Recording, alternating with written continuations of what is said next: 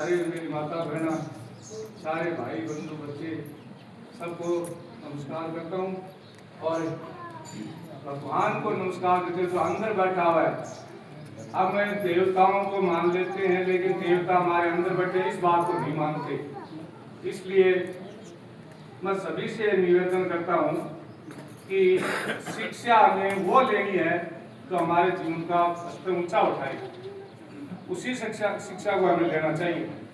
बच्चों से विशेष रूप से जो खड़े हैं बैठे इनसे अनुरोध है, चर्चा हुई मोबाइल फोन बच्चों का दुश्मन है, तो ये बच्चों से विशेष अनुरोध है कि मोबाइल का कम से कम प्रयोग करें। माताओं से और भाइयों से अनुरोध है कि अपने बच्चों को कम से कम मोबाइल दें। स्थिति ये बनी है, आज मैंने देखा है 6 महीने के बच्चे को माँ है वो मोबाइल हाथ में दे देती है। 6 महीने के बच्चे को मैंने देखा, 6 महीने के बच्चे के हाथ में मोबाइल देती थी, उससे खेलने लग जाता। वो बच्चा मोबाइल को कैसे छोड़ेगा? हमें इस बात पर ध्यान देना। जैसे अभी राजेंद्र ने बताया, अब प्रियांशु की तो वो जाने उसकी मम्मी ने अमोसी ने कैसे क्या किया वो मुझे नहीं मालूम, लेकिन कल ही इसको मोबाइल दिलवाया गया है और उसको लक्ष्य को भी उन्होंने बताया कि ITI जो करने के बाद ही उसको मोबाइल दिलवाया गया है। इसलिए बच्चों से विशेष रूप से अनुरोध है कि जब तक वो 16 साल के नहीं हो जाए तब तक मोबाइल दिमाग में हमारे नहीं रहे कि मोबाइल मुझे देना है। माता पिता के पास में बैठ के अगर कोई न्यूज देख ली है वो देख लें, लेकिन मैंने देखा है ज्यादातर बच्चे क्या देखते हैं, कार्टून में लगे रहते, कार्टून देखते हैं। और उसके बाद में कार्टून अगर से मन भर गया तो उसके बाद में कोई सीन आते हैं जो स्टंट वाले स्टंट करते हैं, वो स्टंट वाले सीन देखते हैं, उससे आपसे कुछ भी नहीं होने वाला है। इसलिए मैं आप सभी से अनुरोध करता हूँ कि हमने हमारी संतान का विशेष रूप से ध्यान रखना है। भाई साहब ने कहा कि न्यामली में विकास हुआ, कितने ITI हुए, तो मेरा ये कहना मैं पॉजिटिव सोच रहा हूँ।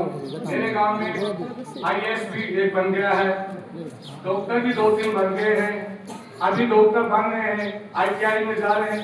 इनसे जो लक्ष्य होगा सिर्फ हमारे विद्यालय जो चल रहे हैं सरकारी स्कूल में 90 से क्रॉस करके बच्चे यहाँ से निकल रहे हैं, 90 क्रॉस करके 90+ बच्चे निकल रहे हैं, तो प्राइवेट में तो और ज्यादा मेहनत होती है।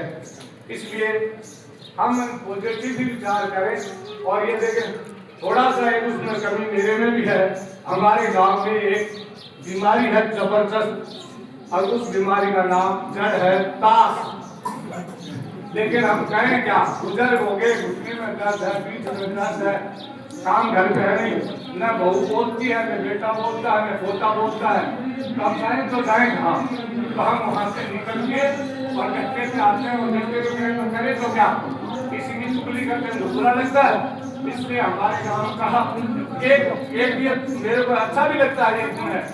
कई गाँव में क्या होता है, 5 आदमी वहाँ बैठे हैं उसकी चुगली, 5 आदमी वहाँ बैठे हैं उसकी चुगली।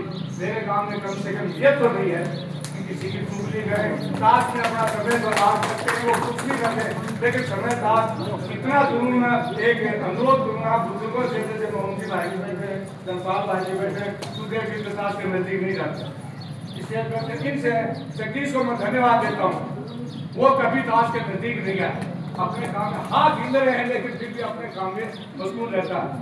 तो मैं इनसे अनुरोध करूँगा कि जो छोटी उम्र के लड़के दास के में 30 से कम 35 तक युवा होता है, 35 के बाद में भेड़ अवस्था आती है, तो 35 से कम का अगर कोई बच्चा दास खेलने आए तो आप उसको मना करें कि नहीं तेरे को दास नहीं खिलाएंगे, चाहे हम अकेले खेल लेंगे, 2 खेल लेंगे, लेकिन तेरे को दास नहीं, तुम्हें तेरे को दास मत खेल। ये मेरा इनसे अनुरोध है।